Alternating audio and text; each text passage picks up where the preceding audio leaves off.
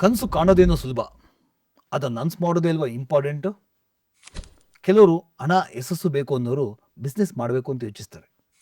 ಸ್ವಲ್ಪ ಹಣ ಮಾಡಿರುವಂಥವ್ರು ಇನ್ವೆಸ್ಟ್ಮೆಂಟ್ ಮಾಡಬೇಕು ಅಂತ ಯೋಚಿಸ್ತಾರೆ. ಆಲೋಚನೆಗಳೇನೋ ತುಂಬ ಸುಲಭ, ಆದರೆ ಕಾರ್ಯರೂಪಕ್ಕೆ ತರಬೇಕು ಅಂತಂದರೆ ದೂರಾಲೋಚನೆಗಳಿರಬೇಕು. ಆದರೆ ಬಿಸ್ನೆಸ್ ಅಥವಾ ಇನ್ವೆಸ್ಟ್ಮೆಂಟ್ ಮಾಡಬೇಕಾದ್ರೆ ನಾವು ಯಾವ ತಪ್ಪುಗಳನ್ನ ಮಾಡ್ತೀವಿ ಅದನ್ನು ಮೊದಲು ತಿಳ್ಕೋಬೇಕಾಗತ್ತೆ. ಆದರೆ ಒಂದು ದುಡುಕು ತಪ್ಪಿನಿಂದ ನಿಮ್ಮ ಹಲವಾರು ವರ್ಷಗಳ ಬದುಕು ಕಷ್ಟದಲ್ಲೇ ಕಳೆದೋಗುತ್ತೆ. ಬಿಸ್ನೆಸ್ ಮಾಡಿದ್ರು, ಇನ್ವೆಸ್ಟ್ಮೆಂಟ್ ಮಾಡಿದ್ರು 99% ಜನರು ಮಾಡುವಂಥ ಕೆಲವು ನಿರ್ಧಾರ ಹಾಗೂ ತಪ್ಪುಗಳು ಅವರ ಫ್ಯೂಚರ್ ಡೈರೆಕ್ಷನನ್ನೇ ಬದಲಿಸ್ತದೆ. ಒಮ್ಮೆ ಯೋಚಿಸಿ, ಅಂದರೆ ನಾನು ಸ್ವಲ್ಪ ಯೋಚನೆ ಮಾಡಿ ಅಂತ ಹೇಳಲ್ಲ, ಜಾಸ್ತಿ ಯೋಚನೆ ಮಾಡಿ. ಈ ತಪ್ಪುಗಳನ್ನ ಇಲ್ಲಿ ನಿಲ್ಲಿಸಿದ್ರೆ ಅರ್ಧ ಯಶಸ್ಸು ನಮ್ಮಲ್ಲೇ ಇರುತ್ತೆ. ಸ್ನೇಹಿತರೆ, ನಿಮಗೊಂದು ಪುಟ್ಟ ಪ್ರಶ್ನೆ. ಈ ವಿಡಿಯೋ ಪೂರ್ತಿ ನೋಡಿದ ಮೇಲೆ ಬಿಸ್ನೆಸ್ ಆರ್ ಇನ್ವೆಸ್ಟ್ಮೆಂಟ್ ಅಂತ ಬಂದಾಗ ನಿಮ್ಮ ಪ್ರಶ್ನೆಗಳು ಏನೇನು ಕಮೆಂಟ್ಸ್ ಮಾಡಿ. ನಿಮ್ಮ ಉತ್ತರಕ್ಕೋಸ್ಕರ ನಾನು ಕಾಯ್ತಾ ಇರ್ತೀನಿ.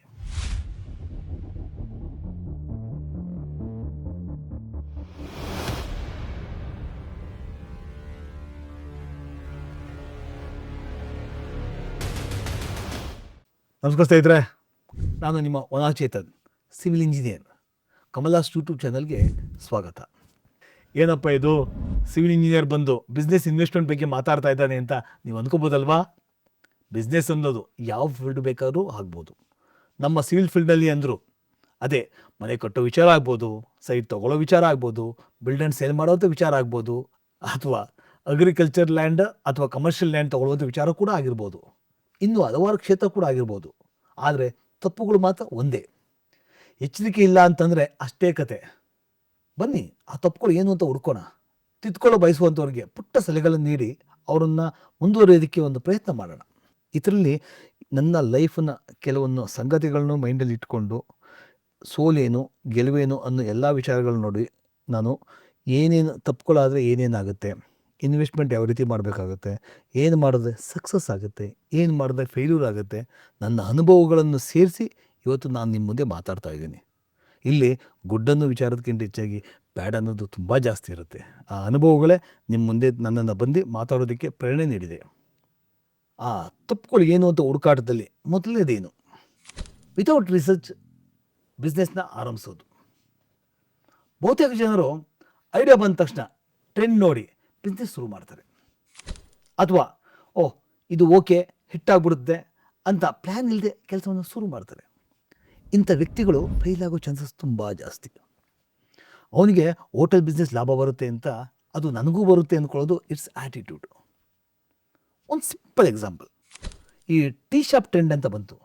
100 ಜನ ಶಾಪ್ಗಳನ್ನ ತೆರೆದ್ರು, ಆದರೆ ರಿಸರ್ಚ್ ಮಾಡಿರುವಂಥ ಒಂದು 2 ಟೀಮ್ ಮಾತ್ರ ಉಳ್ಕೊಂಡ್ರು.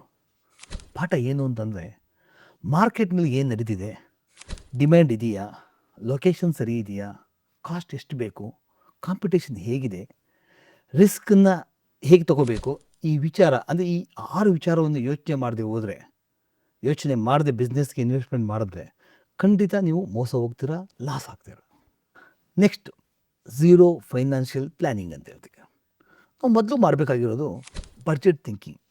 ಆದರೆ ನಮ್ಮಲ್ಲಿ ಎಷ್ಟು ಇದೆಯೋ ಅಷ್ಟರ ಬಗ್ಗೆ ಮಾತ್ರ ಯೋಚನೆ ಮಾಡಬೇಕು. ಇನ್ವೆಸ್ಟ್ಮೆಂಟ್ ಮಾಡಬೇಕಾದ್ರೆ ಎಮರ್ಜೆನ್ಸಿ ಫಂಡ್ ಇಲ್ಲ, EMI ಕ್ಯಾಲ್ಕುಲೇಟ್ ಮಾಡಿಲ್ಲ, ಪ್ರಾಫಿಟ್ ಲೈಫ್ ಟೈಮ್ ತಿಳಿದಿಲ್ಲ ಅಂದರೆ ಇದನ್ನು ಬ್ಲೈಂಡ್ ಫ್ಲೈಯಿಂಗ್ ಅಂತ ಹೇಳ್ತಾರೆ. ನಂತರದ ಪಾಯಿಂಟ್, ಎಮೋಷನಲ್ ಡಿಸಿಷನ್ ಟೇಕಿಂಗ್ ಅಂತ ಹೇಳ್ತೀವಿ. Business is logic, it's not A emotion.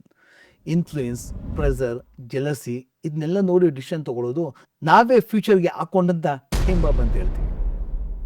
Specially property purchase ಅಂತಂದರೆ ಮುಂದೆ ಇರುತ್ತೆ ಅಂತಲೇ ಜಾರ್ಕೊಳ್ಳೋದು ಇನ್ನೂ ದೊಡ್ಡ ತಪ್ಪು. ನೆಕ್ಸ್ಟ್ ಪಾಯಿಂಟ್ ಏನು ಅಂದರೆ, ಫ್ರೆಂಡ್ಸ್ ಮತ್ತು ರಿಲೇಟಿವ್ ಮೇಲೆ ಓವರ್ ಟ್ರಸ್ಟ್ ಮಾಡ್ತೀವಿ. ನೋಡಿ, ಅವನೇ ನನ್ನ ಫ್ರೆಂಡು, ಅವ್ನು ಕೇಳಿದ್ರೆ ಕೊಡ್ತೀನಿ, ಅವನೇನು ಹೇಳ್ತಾನೆ ಅದೇ ಇಂಪಾರ್ಟೆಂಟು, ಅವನು ನನ್ನ ವೆಲ್ವಿಷರು, ನನಗೋಸ್ಕರ ಏನು ಬೇಕಾದ್ರೂ ಮಾಡ್ತಾನೆ ಅನ್ನೋದೆಲ್ಲ ಒಂದು ಮೈಂಡ್ ಸೆಟ್ಟು. ಅದು ಬಿಸ್ನೆಸ್ ದೊಡ್ಡ ಶತ್ರು. ಎಚ್ಚರಿಕೆಯನ್ನು ತುಂಬ ಅಗತ್ಯ. ಬ್ಲೈಂಡಾಗಿ ಅವ್ರನ್ನ ನಂಬಿ ಪ್ರಾಪರ್ಟಿ ಅಥವಾ ಬಿಸ್ನೆಸ್ಸನ್ನು ಪಾರ್ಟ್ನರ್ ಅಥವಾ ಅವ್ರ ಹೆಸರಲ್ಲಿ ಮಾಡಿದ್ರೆ ಕತೆ ಅಷ್ಟೇ. ಬೇನಾಮಿ ಸುನಾಮಿನೇ. ಎಷ್ಟೋ ನೊಂದವರ ಕಥೆಗಳು ದಾಖಲೆ ಇಲ್ಲದ ಮನದ ಪುಟಗಳಲ್ಲಿ ಇರುತ್ತೆ. ಪಾರ್ಟ್ನರ್ಶಿಪ್ ತಪ್ಪಲ್ಲ, ಸರಿಯಾದ ವ್ಯಕ್ತಿಗಳ ಜೊತೆ ರಿಜಿಸ್ಟರ್ಡ್ ಅಗ್ರಿಮೆಂಟ್ ರೂಪದಲ್ಲೇ ಆಗಬೇಕು. ಬೇನಾಮಿ ಖಂಡಿತ ಬೇಡ. ಸರಿಯಾದ ಟ್ಯಾಕ್ಸ್ ಪೇ ಮಾಡಿ ಅದು ನಿಮ್ಮ ಹೆಸರಲ್ಲಿರಲಿ. ಕಾಲ ಅನಿಶ್ಚಿತ ಅಲ್ವಾ? ಮನಿ ಮತ್ತು ಪ್ರಾಪರ್ಟಿ ಕಡೆಗೆ ನಮ್ಮ ಹೆಂಡತಿ ಮಕ್ಕಳಿಗೆ ತಲುಪಬೇಕು. ಹಾಗಾದರೆ ಏನು ಮಾಡಬೇಕು? ಕಾಂಟ್ರಾಕ್ಟ್ ಅಗ್ರಿಮೆಂಟ್ ಮಾಡಬೇಕು. ಕ್ಯಾಶ್ ಫ್ಲೋ ಕ್ಲಿಯರ್ ಇರಬೇಕು. ಎಮೋಷನ್ ಬೇರೆ, ಟ್ರಾನ್ಸಾಕ್ಷನ್ ಬೇರೆ ಬೇರೆ ಆಗಿರಬೇಕು. ಸ್ನೇಹಿತರೆ, ಬೇನಾಮಿ ಆ್ಯಂಡ್ ಬಿಸ್ನೆಸ್ ಅನ್ನೋ ವಿಚಾರದಲ್ಲಿ ಫ್ರೆಂಡ್ ಆಗಲಿ ರಿಲೇಷನ್ಸ್ ಆಗಲಿ ಯಾರೇ ಆಗಲಿ ಎಚ್ಚರಿಕೆ ಅನ್ನೋದು ತುಂಬ ಇಂಪಾರ್ಟೆಂಟ್ ಆಗಿರಬೇಕು. ಅವ್ರು ಸರಿ ನಾವು ತಪ್ಪು, ನಾವು ಸರಿ ಅವ್ರು ತಪ್ಪು ಅಂತ ನಾನು ಹೇಳೋಕ್ಕೆ ಬರಲ್ಲ. ಟೈಮ್, ಕಾಲ, ಹಣ ಯಾರೊಂದು ಬೇಕಾದ್ರೂ ಬದಲಾಯಿಸುತ್ತೆ. ಈಸಿಯಾಗಿ ದುಡ್ಡು ಮಾಡಬೇಕು ಅನ್ನೋರೇ ಜೊತೆಗೆ ಬಂದು ನಿಂತ್ಕೋತಾರೆ. ಎಚ್ಚರಿಕೆ ಒಂಚೂರು ತಪ್ಪಿದ್ರೆ ಬದುಕು ಪೂರ್ತಿ ಹಾಳಾಗುತ್ತೆ. ಹಾಗಾಗಿ ಇನ್ನೊಬ್ಬರನ್ನ ಬ್ಲೇಮ್ ಮಾಡೋ ಬದಲು ನಾವು ಸರಿ ಇರಬೇಕು. ನಾವು ಅದನ್ನು ಸರಿಯಾಗಿ ಇಟ್ಕೋಬೇಕು. ಲೈಫ್ ಒಂದೇ ಸಲ ಅವಕಾಶ ಕೊಡೋದು. ಅವಕಾಶ ಏನಾರು ಮಿಸ್ ಆದರೆ ಖಂಡಿತ ಬದುಕು ಪೂರ್ತಿ ಹಾಳಾಗುತ್ತೆ. ಈ ವಿಚಾರವಾಗಿ ಎಚ್ಚರಿಕೆ ಜಾಸ್ತಿ ಇರಲಿ. ನೆಕ್ಸ್ಟ್ ಪಾಯಿಂಟ್, ಸ್ಕಿಲ್ ಅಪ್ಡೇಟ್ ಮಾಡದೆ ಬಿಸ್ನೆಸ್ ಮಾಡೋದು. ಈ ಜನ್ರೇಷನಲ್ಲಿ ಲರ್ನಿಂಗ್ ಇದ್ದರೆ ಅರ್ನಿಂಗ್. ಈ marketing, negotiation, customer handling, social media ಅವನ್ನ ತಿಳಿದಿಲ್ಲ ಅಂತಂದರೆ ಬಿಸ್ನೆಸ್ ಖಂಡಿತ ಡೌನ್ ಆಗುತ್ತೆ. ನೆಕ್ಸ್ಟ್ ಪಾಯಿಂಟು, ಕಾಪಿ ಮಾಡೋದು ಅಂತ ಹೇಳ್ತೀವಿ. ನಾವು ಬೇರೆ ಬಿಸ್ನೆಸ್ ನೋಡ್ಬಿಟ್ಟು ಸೇಮ್ ಕಾನ್ಸೆಪ್ಟೇ ಕಾಪಿ ಮಾಡ್ತಾರೆ. ಇದು ಆದರೆ ಮಾರ್ಕೆಟ್ನಲ್ಲಿ ಪ್ಲೇಸು, ಪೀಪಲ್ಲು ಡಿಫ್ರೆಂಟ್ ಆಗಿರ್ತಾರೆ. ಕಾಪಿ ಮಾಡೋದಕ್ಕೆ ಹೋಗ್ಬೇಡಿ, ಆದಷ್ಟು ಕಸ್ಟಮೈಸ್ ಮಾಡಿ. ನೆಕ್ಸ್ಟ್ ಪಾಯಿಂಟ್ ಏನು ಅಂದರೆ ಒನ್ ಇನ್ಕಮ್ ಮೇಲೆ ಡಿಪೆಂಡ್ ಆಗೋದು. ನಾವು all money in one basket ಅಂತಾರೆ. ಎಲ್ಲ ಹಣ ಒಂದೇ ಜಾಗದಲ್ಲಿ ಹೂಡಿಕೆ ಮಾಡೋದು ತುಂಬ ತಪ್ಪು. ಬಿಸ್ನೆಸ್ ಮಾಡ್ತಾ ಇದ್ದರೂ ಒಂದೇ ರೆವಿನ್ಯೂ ಸ್ಟ್ರೀಮು ಡೇಂಜರಸ್ ಆಗಿರುತ್ತೆ. ಒಂದು ಇಶ್ಯೂ ಬಂದರೂ ಕೊಲಾಪ್ಸ್ ಆಗುತ್ತೆ. ಮಲ್ಟಿಪಲ್ ಇನ್ಕಮ್ ಸ್ಟ್ರೀಮ್ ಇದ್ದಷ್ಟು ಸೇಫ್ಟಿ ಖಂಡಿತ. Next point, over confidence. ನನಗೆ ಎಲ್ಲ ಗೊತ್ತು ಅನ್ನೋ ಒಂದು ಆ್ಯಟಿಟ್ಯೂಡು ಅತ್ಯಂತ ಡೇಂಜರ್. ಸೊಲ್ಯೂಷನ್ ಏನದು? ಮಾರ್ಕೆಟ್ನಲ್ಲಿ ಲರ್ನಿಂಗ್ ಮಾಡೋದು ಸ್ಟಾಪ್ ಮಾಡೋದಕ್ಕೆ ಹೋಗಬೇಡಿ. ಮೆಂಟರ್ ಅಥವಾ ಎಕ್ಸ್ಪೀರಿಯನ್ಸ್ಡ್ ಅಡ್ವೈಸ್ನ ನೀವು ಖಂಡಿತ ಇಟ್ಕೊಂಡಿರಿ. ನನಗೆ ಗೊತ್ತು ಅನ್ನುವಂಥದ್ದು ತುಂಬ ಜನಗಳ ಬದುಕನ್ನು ಹಾಳು ಮಾಡಿದೆ. ನೆಕ್ಸ್ಟ್ ಪಾಯಿಂಟ್ ಏನು? ಟೂ ಅರ್ಲಿ ಪ್ರಾಫಿಟ್ ಎಕ್ಸ್ಪೆಕ್ಟೇಷನ್ ಅಂತ ಹೇಳ್ತೀವಿ. ಸದ್ಯದ ಸತ್ಯ ಏನು ಅಂತಂದರೆ ಫಾಸ್ಟ್ ಮನಿ ಖಂಡಿತ ಫಾಸ್ಟ್ ಫೇಲ್ಯೂರ್ ಆಗಿದೆ. ಈ ಸ್ಟಾರ್ಟಪ್ ಕಂಡು ಕೂಡಲೇ ಒಂದು 18 months ಅಂದರೆ ಒಂದೂವರೆ ವರ್ಷದಲ್ಲೇ ಪ್ರಾಫಿಟ್ ನೋಡೋದಕ್ಕೆ ಖಂಡಿತ ಆಗಲ್ಲ. ಬಿಸ್ನೆಸ್ ಅಂದರೆ ಫೇಷನ್ಸ್ ಅಂತ ಹೇಳ್ತೀವಿ. ಮೊದಲನೇದಾಗಿ ಆ ಫೇಷನ್ಸ್ ನಮಗೆ ಇರಲೇಬೇಕು. ಇನ್ವೆಸ್ಟ್ಮೆಂಟ್ ಅಂದರೆ ಟೈಮ್ ಮತ್ತು ಡಿಸಿಪ್ಲಿನ್ ಅಂತ ಹೇಳ್ತಾರೆ. Next point, expenses and debit ಮೇಲೆ ಕಂಟ್ರೋಲ್ಸ್ ಇರಬೇಕು. ಫೈನಾನ್ಷಿಯಲ್ ಡಿಸಿಪ್ಲಿನ್ ಇಲ್ಲ ಅಂತಂದರೆ ಹಣ ಬಂದು ಹೋಗೋದು ಗೊತ್ತಾಗೋದೇ ಇಲ್ಲ. ಅಕೌಂಟ್ ಮಿಕ್ಸ್ ಆಗುತ್ತೆ. ಬಿಸ್ನೆಸ್ನಲ್ಲಿ ಬಿಗ್ಗೆಸ್ಟ್ ಕಿಲ್ ಏನು ಅಂತಂದರೆ ಲೈಫ್ ಸ್ಟೈಲ್ ಇನ್ಫ್ಲೇಷನ್ ಅಂತ ಹೇಳ್ತೀವಿ. ಪ್ರಾಫಿಟ್ ಬಂದ ತಕ್ಷಣ ಐಫೋನ್ ಕೊಂಡ್ಕೊಳ್ಳೋದು, ಲಕ್ಸುರಿ ಬೈಕ್ ಕೊಂಡ್ಕೊಳ್ಳೋದು, ಆಮೇಲೆ ಬಿಗ್ ಆಫೀಸ್ ಮಾಡೋಕ್ಕೆ ಹೋಗ್ತೀನಿ ಅಂತ ಹೇಳೋದು, ಇದು ಮೇಜರ್ ಮಿಸ್ಟೇಕು. ಬಿಸ್ನೆಸ್ ಮತ್ತು ಪರ್ಸ್ನಲ್ ಅಕೌಂಟ್ಸ್ ಸಪ್ರೇಟ್ ಇಟ್ಕೋಬೇಕು. ಮಂತ್ಲಿ ಪ್ರಾಫಿಟ್ ಯಾವಾಗಲೂ ಕ್ರಾಸ್ ಚೆಕ್ ಆಗಿರಬೇಕು. Next point, wrong partner selection ಅಂತ ಹೇಳ್ತೀವಿ. ಪಾರ್ಟ್ನರ್ ಅಂತಂದರೆ ಪ್ರಾಫಿಟು ಇರುತ್ತೆ, ನಂತರ ಪ್ರಾಬ್ಲಮ್ಮು ಇರುತ್ತೆ, ಎರಡೂ ಇರುತ್ತೆ. ಇಲ್ಲಿ ಸ್ಕಿಲ್ಗಿಂತ ಮೈಂಡ್ಸೆಟ್ ತುಂಬ ಇಂಪಾರ್ಟೆಂಟು. ವರ್ಕಿಂಗ್ ಸ್ಟೈಲು ಜಾಸ್ತಿ ಇಂಪಾರ್ಟೆಂಟ್ ಕೊಡಬೇಕಾಗುತ್ತೆ. ಟ್ರೆಂಡ್ ಇಲ್ಲ ಏನೇನೆಂದರೆ right partner bring a business, wrong partner bring a police and problems ಅಂತ ಹೇಳ್ತಾರೆ. ಹಾಗಾಗಿ ನಮ್ಮ ಮುಂದಿನ ಪಾಯಿಂಟ್ ಬರೋಣ. ಮಾರ್ಕೆಟ್ ಚೇಂಜಸ್ಗೆ ಅಡ್ಜಸ್ಟ್ ಆಗೋದಿಲ್ಲ ಅಂತ ಹೇಳ್ಕೊತೀವಿ. ಬಿಸ್ನೆಸ್ ರನ್ ಮಾಡೋದು ಅಂತಂದರೆ ಸ್ಟೇರಿಂಗ್ ಹಿಡಿಯೋ ಹಾಗೆ. ಮಾರ್ಕೆಟ್ ಟರ್ನ್ ಆಗ್ತಾ ಇರುತ್ತೆ. ಡಿಜಿಟಲ್ ಆಗಬೇಕಾದ್ರೆ ಆಗಿ, ಆಟೋಮೇಷನ್ ಬೇಕಂದರೆ ಮಾಡ್ಕೊಳ್ಳಿ, ಕಾಂಪಿಟೇಷನ್ ಬಂದುಬಿಟ್ರೆ ಸ್ಟ್ರಾಟಜಿ ಚೇಂಜ್ ಮಾಡಿ. ಇಲ್ಲಾಂದರೆ ನಮ್ಮ ಬಿಸ್ನೆಸ್ಸು ಲೈಫು ಎರಡು ಅಷ್ಟೇ.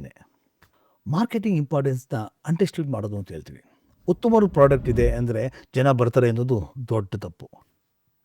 ಅದಕ್ಕೆ ಸೊಲ್ಯೂಷನ್ ಏನು ಅಂದರೆ branding, online presence, reels, reviews ಇದೆಲ್ಲ ಬಿಸ್ನೆಸ್ಗೋಸ್ಗೆ ತುಂಬ ಅಗತ್ಯ. ನೆಕ್ಸ್ಟ್ ಪಾಯಿಂಟ್, ಡಾಕ್ಯುಮೆಂಟ್ ಇಗ್ನೋರಿಂಗ್ ಅಂತ ಹೇಳ್ತೀವಿ. ರೆಕಾರ್ಡ್ ಮೇಂಟೆನೆನ್ಸ್ ಇಲ್ಲದೆ ಇರುವಂಥದ್ದು ಅಂದರೆ agreement, invoice, GST, tax audit ಇವನ್ನೆಲ್ಲ ಸ್ಕಿಪ್ ಮಾಡಿದ್ರೆ ಮುಂದೆ ಫ್ಯೂಚರ್ನಲ್ಲಿ ಲೀಗಲ್ ನಮಗೆ ತುಂಬ ಹೆಡ್ಡೇಕ್ ಆಗುತ್ತೆ. ನಂಬಿಕೆ ಇದೆ ಅಂತ ಅಲೋನಾಗಿ ಸಾಕಾಗಲ್ಲ. ಇಲ್ಲಿ ಬರಹ ಅಗ್ರಿಮೆಂಟ್ ರೂಪದಲ್ಲಿ ಇರಲೇಬೇಕಾಗುತ್ತೆ. ಅದೇ ನಮಗೆ ಭದ್ರತೆ ಕೊಡೋದು. ಮುಂದೊಂದು ಇಂಪಾರ್ಟೆಂಟ್ ಪಾಯಿಂಟ್ ಏನು ಅಂತಂದರೆ ಕಸ್ಟಮರ್ ಫೀಡ್ಬ್ಯಾಕ್ ಅಂತ ಹೇಳ್ತೀವಿ. ಅದನ್ನು ನಾವು ಇಗ್ನೋರ್ ಮಾಡೋದ್ರಿಂದ ಏನೇನಾಗುತ್ತೆ, ಗ್ರಾಹಕರು ಹೇಳೋ ಮಾತು ನಮ್ಮ ಬಿಸ್ನೆಸ್ ಗ್ರೋತ್ಗೆ ಒಂದು ಟಾನಿಕ್ ಆಗಿರುತ್ತೆ. ಯಾವಾಗಲೂ ನಾವು ಅವರ ಫೀಡ್ಬ್ಯಾಕ್ನ ಕೇಳಬೇಕು, ಇಂಪ್ರೂವ್ಮೆಂಟ್ ಮಾಡ್ಕೋಬೇಕು. ಡಿಸ್ಸ್ಯಾಟಿಸ್ಫೈಡ್ ಕಸ್ಟಮರ್ಸ್ ಜೊತೆ ಪರ್ಸ್ನಲಿ ಮಾತಾಡಬೇಕಾಗುತ್ತೆ. ನಮ್ಮ ಮುಂದಿನ ಪಾಯಿಂಟ್ ಏನು ಅಂದರೆ ಟ್ಯಾಕ್ಸ್ ಆ್ಯಂಡ್ ಲೀಗಲ್ ಇಶ್ಯೂಸ್ನ ನೆಗ್ಲೆಕ್ಟ್ ಮಾಡೋದು ಅಂತ. GST, ರಿಜಿಸ್ಟ್ರೇಷನ್ನು, ಪ್ಯಾನು, ಲೈಸೆನ್ಸ್ ಇಲ್ಲದೆ ಬಿಸ್ನೆಸ್ ಮಾಡೋದ್ರಿಂದ ಫೈನ್ ಖಂಡಿತ ಬೀಳುತ್ತೆ. ಸೊಲ್ಯೂಷನ್ ಏನು ಅಂದರೆ ಪ್ರಾಪರ್ CA ನಮ್ಮ ಜೊತೆ ಇರಬೇಕು. ಆ ಕನ್ಸಲ್ಟೆಂಟ್ನ ಲೀಗಲ್ ಸ್ಟ್ರಕ್ಚರ್ಸ್ನ ಫಿಕ್ಸ್ ಮಾಡ್ಕೋಬೇಕಾಗುತ್ತೆ. ನೆಕ್ಸ್ಟ್ ಪಾಯಿಂಟ್, ಪೇಷನ್ಸ್ ಇಲ್ಲದೆ ಇರೋದು. ತುಂಬ ಜನಗಳಲ್ಲಿ 6 ತಿಂಗಳಲ್ಲಿ ಪ್ರಾಫಿಟ್ ಬರೆದಿದ್ರೆ ಬಿಡು ಅಂತ ಆಲೋಚನೆ ಮಾಡ್ತಾರೆ. ನಮ್ಮ ಬಿಸ್ನೆಸ್ಗೆ ಮೇನ್ ಇಂಪಾರ್ಟೆಂಟು ಟೈಮ್ ಕೊಡಬೇಕು, ಜೊತೆಗೆ ಪೇಷನ್ಸ್ ಇರಬೇಕು. ಅದು ಗ್ರೋತ್ ಆಗೋದಕ್ಕೆ ನಾವು ಒಂದು ಕಾಯಬೇಕು, ಅದನ್ನೇ ಪೇಷನ್ಸ್ ಅಂತ ಹೇಳ್ತೀವಿ. ನಮ್ಮ ಮುಂದಿನ ಪಾಯಿಂಟ್ ಏನು ಅಂದರೆ ಎಕ್ಸಿಟ್ ಸ್ಟ್ರಾಟರ್ಜಿ ಅಂತ ಹೇಳ್ತೀವಿ. ಇದು ಎಷ್ಟೋ ಜನಕ್ಕೆ ಇರೋದಿಲ್ಲ. ಜನರು ಆರಂಭಕ್ಕೆ ಮಾತ್ರ ಪ್ಲ್ಯಾನ್ ಮಾಡ್ತಾರೆ. ಅದನ್ನ ಬಿಟ್ಬಿಡೋದು ಹೇಗೆ, ಸೆಲ್ ಮಾಡೋದು ಹೇಗೆ, ಆ ಸ್ಕೇಲ್ ಮಾಡೋದು ಹೇಗೆ, ಇದಕ್ಕೆ ಇವರ ಬಳಿ ಝೀರೋ ಐಡಿಯಾ ಆಗಿರುತ್ತೆ. ಎಕ್ಸಿಟ್ ಪ್ಲ್ಯಾನ್ ಯಾವಾಗಲೂ ಮಾಡಿರಬೇಕು, ಇಲ್ಲಾಂದರೆ ಲೈಫ್ ಲಾಂಗ್ ಸ್ಟ್ರಗಲ್ ಆಗುತ್ತೆ. ನಮ್ಮ ಒಂದು ಕಡೆ ಪಾಯಿಂಟ್ ಏನು ಅಂದರೆ ಪರ್ಸ್ನಲ್ ಹೆಲ್ತ್ ಇಗ್ನೋರ್ ಮಾಡೋದು ಅಂತ ಹೇಳ್ತೀವಿ. ಬಿಸ್ನೆಸ್ಗೆ ಎನರ್ಜಿ ಬೇಕು, ಇನ್ವೆಸ್ಟ್ಮೆಂಟ್ಗೆ ಕ್ಲಾರಿಟಿ ಬೇಕು. ಹೆಲ್ತ್ ಡೌನ್ ಆದರೆ 2 ಝೀರೋ ಆಗಿರುತ್ತೆ. ಹಾಗಾಗಿ ನಾವು ಹೆಲ್ತ್ ಬಗ್ಗೆ ಗಮನ ಕೊಡಲೇಬೇಕು. ಬಿಸ್ನೆಸ್ ಎಷ್ಟು ಇಂಪಾರ್ಟೆಂಟೋ ನಮ್ಮ ಹೆಲ್ತು ಕೂಡ ಅಷ್ಟೇ ಇಂಪಾರ್ಟೆಂಟ್. ಸ್ನೇಹಿತರೆ, ಕೆಲವೊಂದು ಕಡೆ ಮಾತುಗಳು ನಿಮಗೋಸ್ಕರ. ಈ ಕೆಲವು ತಪ್ಪುಗಳನ್ನು ತಪ್ಪಿಸಿದರೆ ನಿಮ್ಮ ಸಕ್ಸಸ್ನ 50% ಇಲ್ಲೇ ಕಂಪ್ಲೀಟ್ ಆದಂತೆ. ಬಿಸ್ನೆಸ್, ಇನ್ವೆಸ್ಟ್ಮೆಂಟ್ ಅನ್ನೋದರಲ್ಲಿ ಜ್ಞಾನ ತುಂಬ ಮುಖ್ಯ. ಇದನ್ನ ಅರ್ಥರೆ ಆಲ್ರೆಡಿ 90% ಜನರಿಗಿಂತ ನೀವು ಮುಂದಿದ್ದೀರಿ ಅಂತ ಅರ್ಥ. ನೋಡಿ ಸ್ನೇಹಿತರೆ, ಬಿಸ್ನೆಸ್ ಅಥವಾ ಇನ್ವೆಸ್ಟ್ಮೆಂಟ್ ಮಾಡಬೇಕಾದ್ರೆ ನಿಮ್ಮ ತಪ್ಪುಗಳೇನು, ಎಚ್ಚರಿಕೆಗಳೇನು ಎಂಬ ವಿಚಾರ ನಿಮಗೆ ಸಂಪೂರ್ಣವಾಗಿ ತಲುಪಿದೆ ಅಂತ ನಾನು ಅಂದ್ಕೊಳ್ತಾ ಇದ್ದೀನಿ. ನಾನು ಕಳೆದ ವಿಡಿಯೋದಲ್ಲಿ ಕಾಂಕ್ರೀಟ್ ಬಗ್ಗೆ ನಿಮ್ಗೆ ಎಷ್ಟು ಗೊತ್ತು, ಅಥವಾ ಗುಡ್ ಏನು ಬ್ಯಾಡ್ ಏನು, ಅದ್ರ ಬಗ್ಗೆ ಎಚ್ಚರ ಏನೇನು ತೊಗೋಬೇಕು ಅನ್ನೋ ವಿಚಾರವಾಗಿ ಒಂದು ವಿಡಿಯೋ ಮಾಡಿದ್ದೆ. ಅದರಲ್ಲಿ ಉತ್ತಮವಾದ ಮಾಹಿತಿ ಕೂಡ ಇದೆ. ಅದರ ಲಿಂಕನ್ನು ನಾನು ಡಿಸ್ಕ್ರಿಪ್ಷನ್ನಲ್ಲಿ ಕೊಟ್ಟಿದ್ದೀನಿ, ನೋಡಿ ಸಪೋರ್ಟ್ ಮಾಡಿ. ಈ ವಿಡಿಯೋ ನಿಮಗೆ ಉಪಯುಕ್ತ ಅಂತ ಅನಿಸಿದ್ರೆ ಲೈಕ್ ಮಾಡಿ, ಶೇರ್ ಮಾಡಿ, ನಮ್ಮ ಕಮಲಾಸ್ ಯೂಟ್ಯೂಬ್ ಚಾನಲ್ಗೆ ಸಬ್ಸ್ಕ್ರೈಬ್ ಮಾಡಿ. ನೆಕ್ಸ್ಟ್ ನಿಮಗೆ ಯಾವ ವಿಷಯದ ಬಗ್ಗೆ ನಾನು ಕವರ್ ಮಾಡಬೇಕು, ಯಾವ ವಿಷಯದ ಬಗ್ಗೆ ಎಕ್ಸ್ಪ್ಲೇನ್ ಮಾಡಬೇಕು ಅನ್ನೋದು ಒಂದು ಕಮೆಂಟ್ಸಲ್ಲಿ ತಿಳಿಸಿ. ನಾನು ನಿಮ್ಮ ವನಾಚೇತನ್ ಮತ್ತೊಂದು ಉತ್ತಮ ಮಾಹಿತಿಯೊಂದಿಗೆ ಮುಂದಿನ ವಿಡಿಯೋದಲ್ಲಿ ಮತ್ತೆ ಸಿಗೋಣ. ಅಲ್ಲಿವರೆಗೂ ಎಲ್ಲರಿಗೂ ಧನ್ಯವಾದಗಳು.